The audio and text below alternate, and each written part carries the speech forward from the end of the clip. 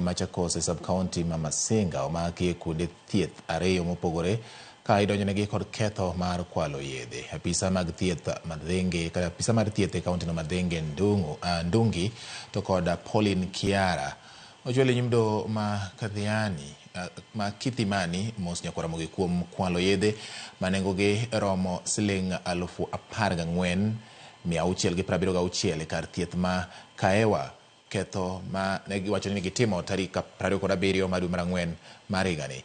Kamachielo Madhenge Ndungi, Benson Chumo, Benson Motinda kod John Wambua bende donjogi kod kwalo yedhe e kar thieth ma Itunduimuni Masinga ma nengogi romo siling 32,745 mag piny owacho mar kaunti ma Machakos. Achijego duto ne odagi kethogo ka gi thuolo kod rambun mar siling 100,000 kata omenda ma chieng' mar 50,000 ka doho golo chik mondo obi ochwalgi kendo e nyim doho tarik 4 mar dwe manyien, kama burano ibiro tuome kendo tarik 4 mar dwe mar 10 ma burano ibiro winje.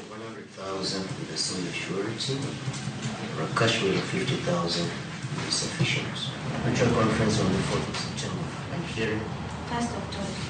1st of October. Is that okay? 1st of October? So again,